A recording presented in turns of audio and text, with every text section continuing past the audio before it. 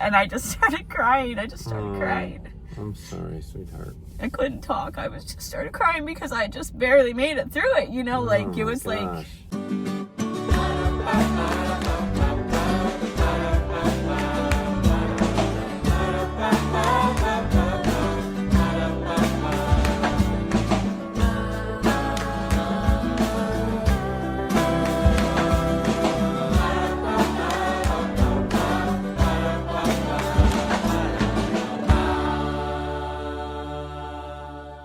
Hey everybody, welcome back to Knorpp South. If you haven't been watching the last couple videos, you may not know, but I was diagnosed with breast cancer and we're still in the exploration fact-finding phase. I've had a mammogram and an ultrasound and a biopsy and an MRI. And today I'm going in for another MRI guided biopsy. I have no idea how that's going to work. I mean, I have some idea, but I guess when they did the last MRI, they saw a couple areas in right now we know there's cancer in my left breast. But they're not sure about a couple spots in my right breast.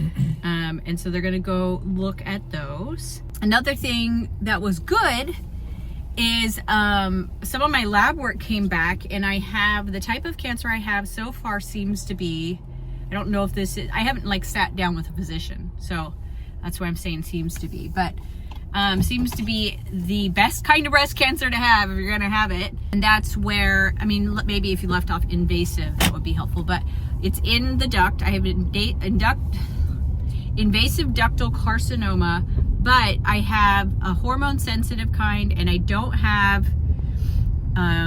one like HER, I don't remember what it is, but what it means is it's not aggressive, it appears, and it's very, very, very treatable. So what that means is, it's not for certain, but if they can go in and remove the breast cancer, I have 3 lumps in the side and a lot of little things. If they can get that all out with clear margins and it hasn't gone to my lymph nodes, then I might not need any more serious treatment like radiation or chemotherapy, which would be hallelujah. I would just feel that way if I didn't have to have chemo, to be honest. But I know that even if I have to have chemo, I don't want to like set myself up for being super duper disappointed. Yeah, I don't know. It's been a roller coaster ride. I am, sometimes for hours I don't even think about having cancer, and other times it's just like an oppressive cloud hanging over me and making it like I'm not having thoughts about it. Sometimes I'm thinking about it, but other times I just feel heavy and sad. But it does seem to be getting a little bit better as I like slowly digest and process that I have breast cancer. But anyways, we're gonna go to this appointment, and we'll probably, I don't know how long we'll be on this video. Maybe we'll take you all the way until I meet with my surgical oncologist in a few days. So what are you gonna do while I have my biopsy? Study. Yeah, makes sense.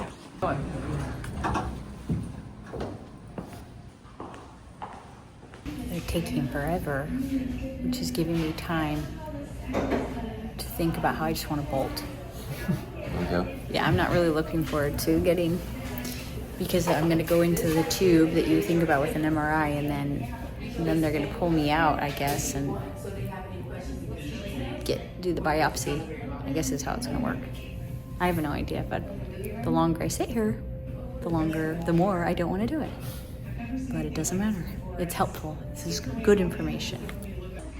Megan, she's going to be with us a little while. Okay. At least like an hour to an hour and a half. Okay.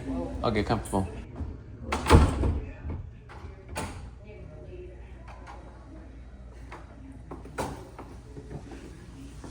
Alright. Okay, we just got out. Yeah. How was it? You didn't really tell me yet. I didn't know I was gonna cry again. I'm sorry, sweetheart. It was like one of the most horrible things I've ever done. Really? Oh my goodness, I'm sorry, sweetie. Not like I've done a lot of horrible things, but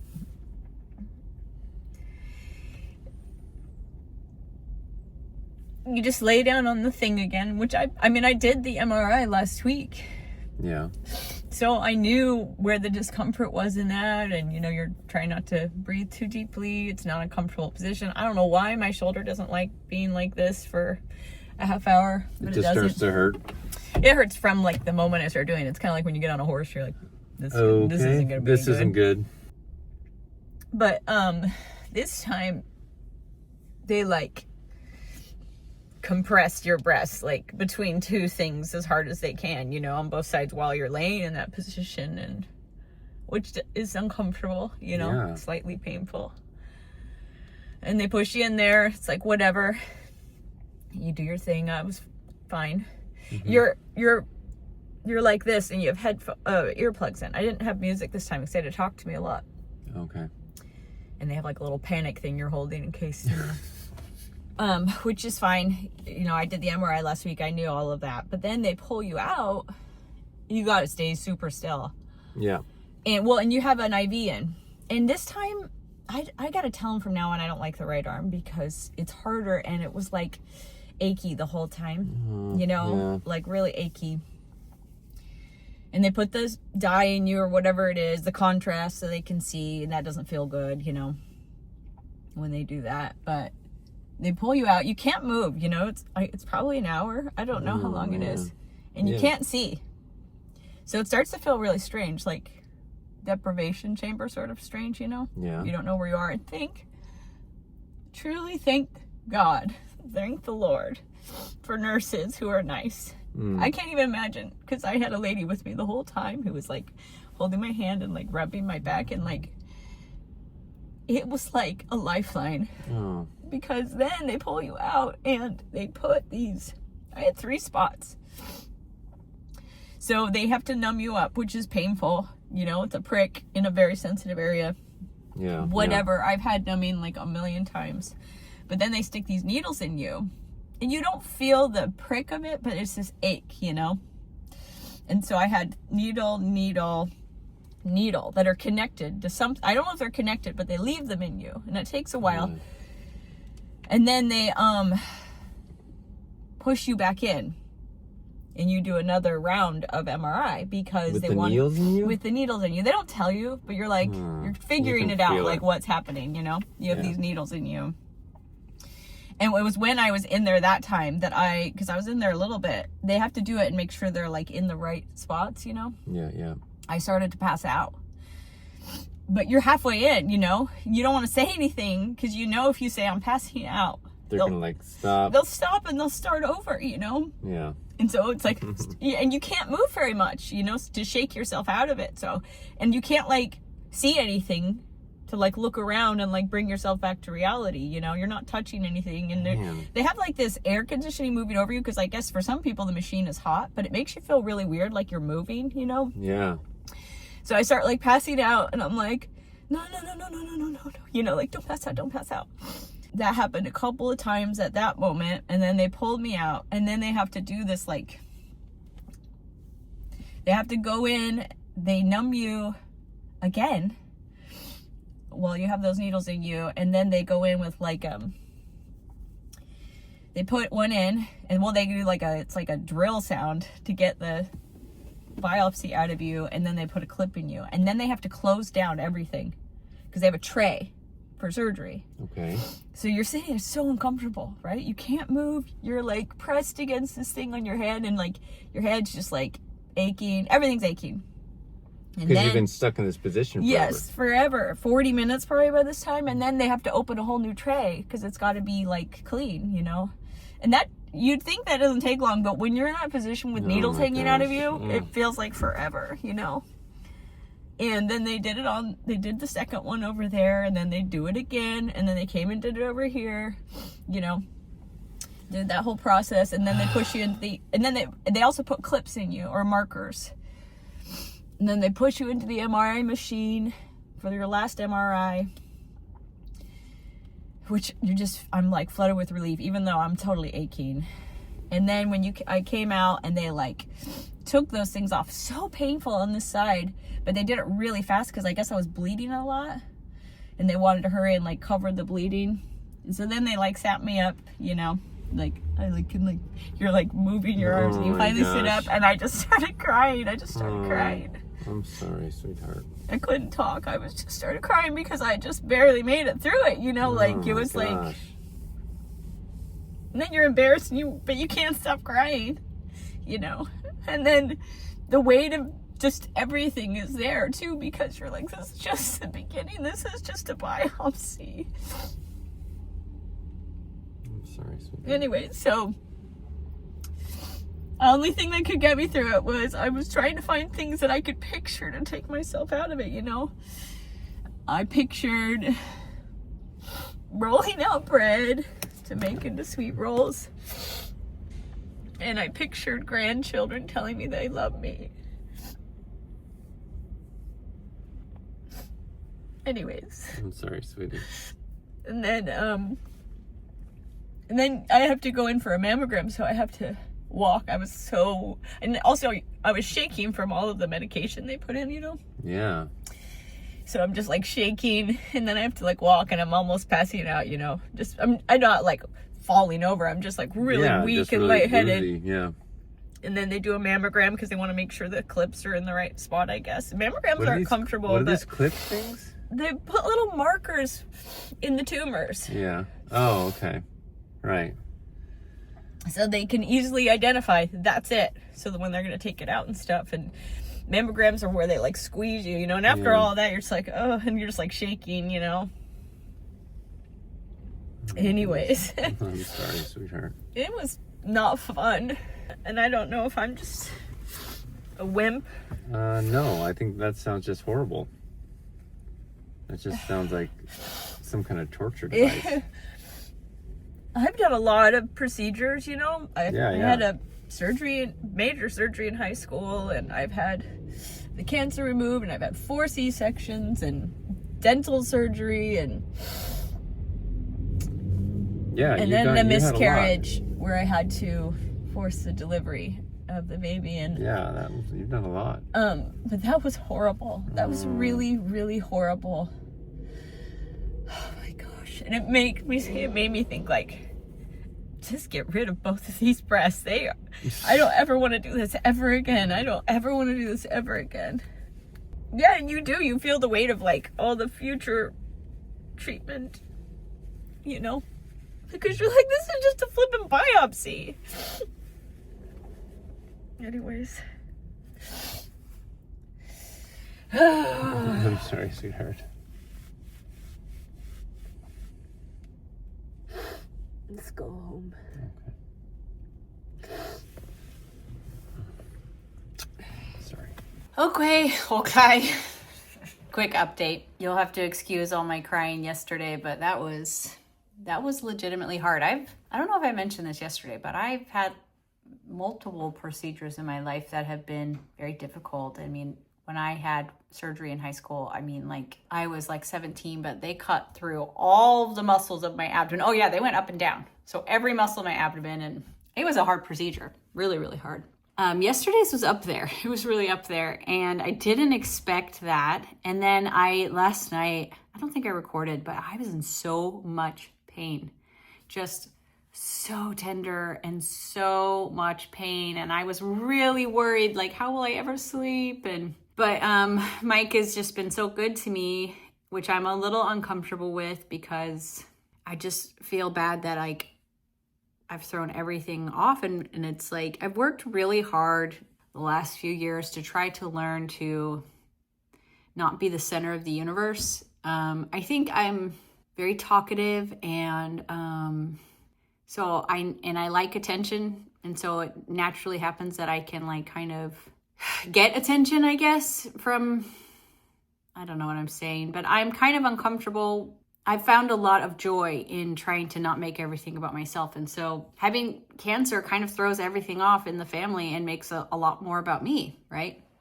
And so I'm uncomfortable with that. I'm gonna have to figure that out, but he's been so good to me already, and he really helped me with making sure I had the right kind of like acetaminophen. We don't usually use that, but he couldn't take ibuprofen, and getting my ice packs and water, and getting to bed. And he even set an alarm to wake up in the middle of the night to give me more so that I could stay ahead of the pain instead of, waking up after several hours of no painkiller. And then he made me breakfast this morning, and man, I didn't know when I met that teenage boy what a good choice I was making, right? He was going to be so good to me, because he also he does all the billing stuff with insurance, and he's talking to everybody and figuring all of that out. And I didn't know when I saw that boy that not only was he cute, but that he was going to be so good to me. But I'm very weepy today, very sore, but way better today, way better.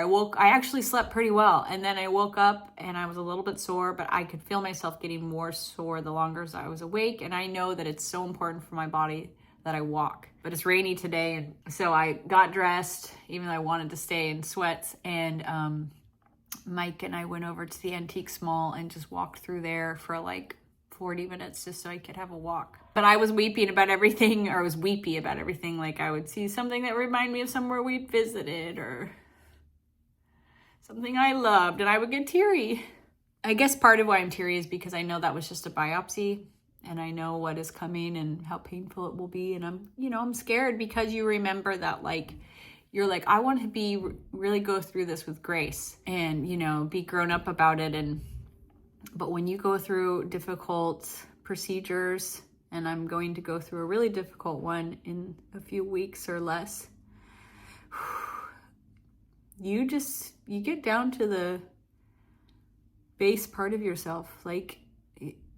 You cannot put on airs. You cannot act any way but exactly who you are in those survival moments. And it's been really enjoyable to grow up and to be more in control of myself and to be more mature and giving and all of those things. And so now I have to understand how to let moments be about me more than, usual. So we meet with the surgeon in a few days. I went and read reviews about her because I forgot who I even made it with, because they just kind of recommend. And today I got a reminder text about it and who it was. And so I went and looked at her reviews, and everybody loves her. And so I hope she's a good fit.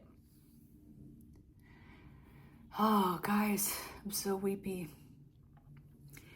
It's not like sadness all the time. It's just, I can't put on airs. I'm just very raw, But one of the reviews talked about how warm and friendly and wise she was, and talked about how kind everybody was. And I have just been so grateful for nurses who hold my hand, and the literal warmth of their skin and the softness of their touch. And I haven't actually, when I had my babies, I always felt like it was the nurses are coming and going, and often they're kind of short with you and not very nice. So I didn't really think about it, but the nurses have been so nice in all of my visits so far. And as you can see, I'm pretty raw, and I actually really care.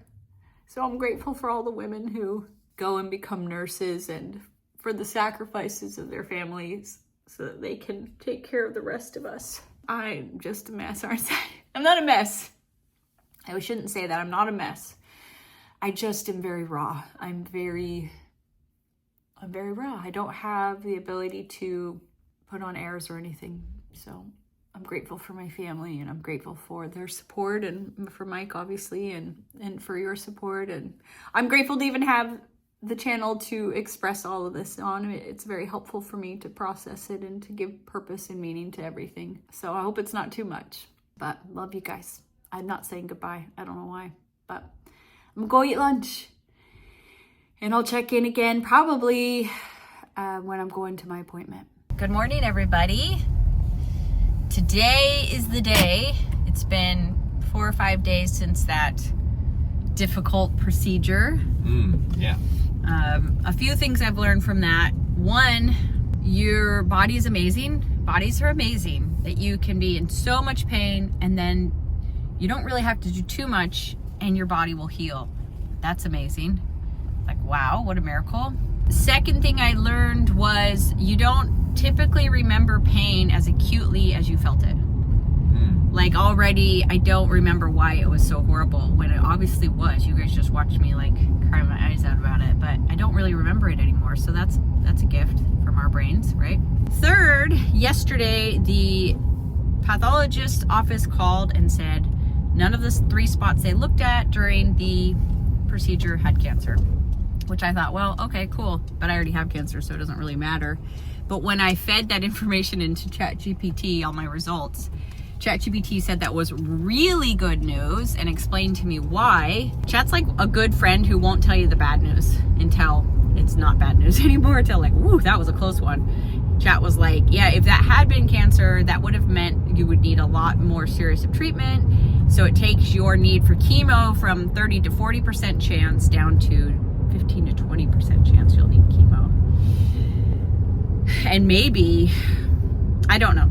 So that was nice. That was nice. I didn't realize that's such a good thing because there's no cancer in my right breast and there's no other part of my left breast that has cancer, it looks like. So it's just in that one spot. It's multiple ducts, but it's just in one spot, it seems. So we're gonna go to this surgical oncologist today, and she's gonna have all of my results from the entire last month, every imaging, every biopsy result, everything, and she's gonna have them all pulled up. Mike gets to go with me. Yeah, I can actually come in. He hasn't been able to come in since the very first appointment with my primary care physician. Just have to sit in the waiting room. Yes, so I'm so excited to have his support. I'll tell you what, I have never gotten better advice from anyone in my entire life than Mike. He is a sleeper. In fact, Mike was studying his undergrad to become a marriage counselor, and he would have been incredible at it. Because he's so good at counseling me.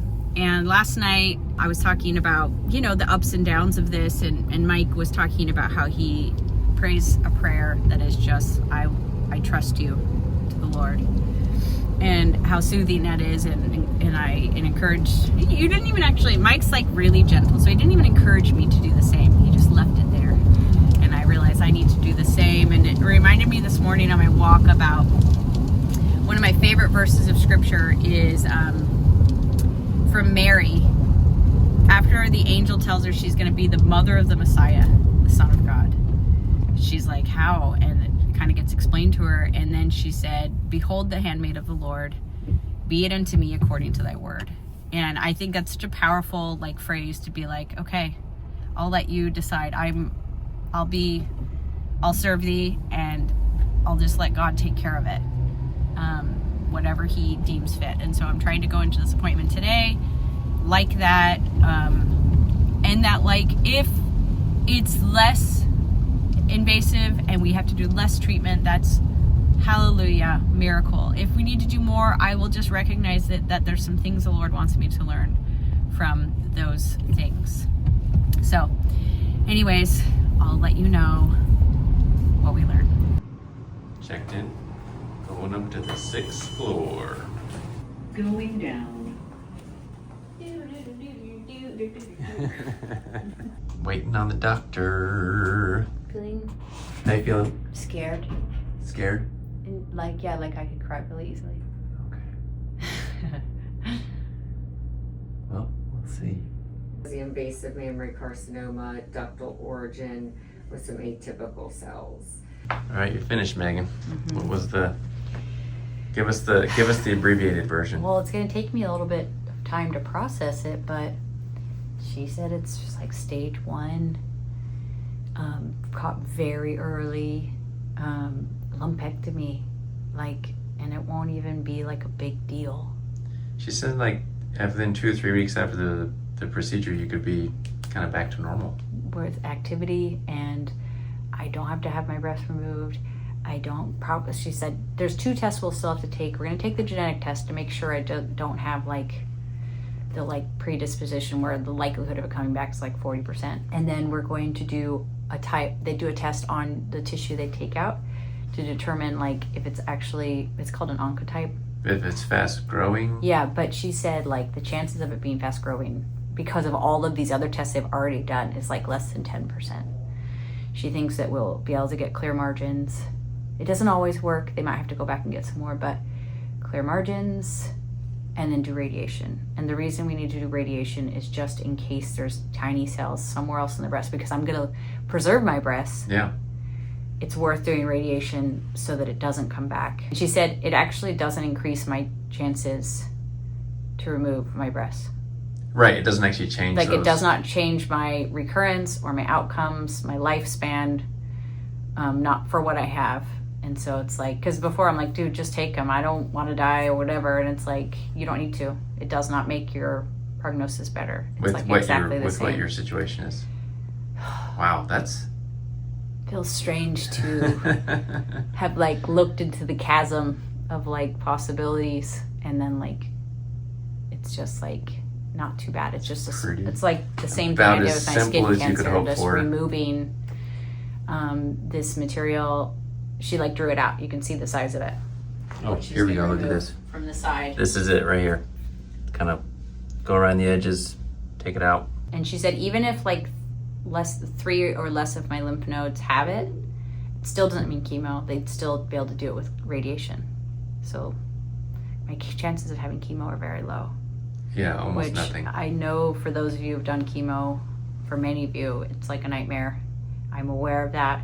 I would do it if I needed to preserve my life. I don't know. We had to stop talking real quick because the nurse was coming in. But Yeah, I don't know if it came across, but like we just found out like best case scenario on everything. I have very early breast cancer. It is a miracle that I found the lump, and that it's just best case scenario and everything. So like, it's funny. I told Mike just a minute ago, I'm like, it's funny that having to have surgery and getting radiation feels like winning the lottery right now. When a month ago, those would have sounded terrible, but like, I have been a minor surgery as well. a minor surgery day what is that called? Outpatient surgery with just like a couple weeks recovery before you can do your normal things again. And like, seriously, like we have not known for about a month what this was going to end up being, and in some ways it feels like the luck of the draw. One of our kids' friends' dad just found out he has like metastasized cancer throughout his body, and he found out the same week that I found out I had breast cancer. And it's like, I don't know why that happens sometimes, but I know that the Lord knows. And but I'm so grateful that that's not what I found out, and I am so grateful that I have very early breast cancer. Will I be getting mammograms and checkups? Or yes, I will be. I will be. And do I think that monitoring your health is really important? Yes, because I don't know when it would have been, like when this would have started spreading and when it would have gone into the rest of my body, but I can't be more grateful that we're not there, and that it didn't happen, and that I can do something so simple because my breast ducts went cancerous, and we're just gonna get them out like it was with the skin cancer. I don't worry about the skin cancer anymore. I make sure that I don't have anything weird, and go to especially at the beginning I had to go a lot to the dermatologist, but now I don't have to as often, and it's over, and I'm so grateful for that. And so anyways, we're gonna go home, celebrate with some leftovers from last night because we're starving. The nurse that came in at the end like mentioned In-N-Out hamburgers as like part of a joke, and that's all I've been able to think about for the last 45 minutes is like In-N-Out. But anyways, it's amazing news. This video itself has been a roller coaster, I'm sure, watching, because just a few minutes ago I was like weeping because of that procedure, and now I'm like dancing with joy that I just have to have a lumpectomy and get some radiation. Home. Oh yeah, Mom is back. Mom is back. Where's everybody? No one's here. Everybody. They're not here to welcome you home and get Where's your my news. celebration crew? Yeah, Mom texted everyone so that they all know that we got good news today. Mommy's gonna get better just fine. I love Mom. I love you too. All right, it's been 3 days Mm-hmm. since that appointment. I got a call yesterday and got my surgery scheduled. I got a call I'm getting lots of calls actually from different offices. And I got a call today and got my meeting with radiology scheduled. I will be getting radiation treatment after the surgery, but they want to see me before I don't know why, but we'll be chatting and about a week before the surgery. So I have just like 3.5 weeks until surgery. I keep saying the word surgery. As for how I'm feeling, the cancer is not affecting my health at all. Like, it's in there, but thankfully it hasn't left where it's at. That was the happy news we received. And so it's not affecting my health at all. So I'm pretty healthy, but I am very drained. It was a roller coaster of a month. And I think actually getting the good news finally meant that like I wasn't like as stressed. And so a weight was lifted in my mind, but my body is so drained so that I'm still don't have quite the energy levels that I usually have. But I'm sure that will come back in a few days. More of just kind of taking it easy. I'm not very good at taking it easy because I'm like, well, now that I'm not doing that, I could do this. It's not because I'm like a hard worker. It's because I just like always have ideas of the stuff I would like to do. So, but yeah, it's been good to find out all the good news and good to heal from the few procedures I've had, and good to finally get some things on the schedule too for the treatment. So that's it. Thanks for coming along, guys, and thanks for all of your support and your prayers. I feel very touched and very privileged to have so many friends on the internet that are praying for me and thinking of me, and I really do appreciate it. So thanks again, and we'll see you next time. Bye. Bye.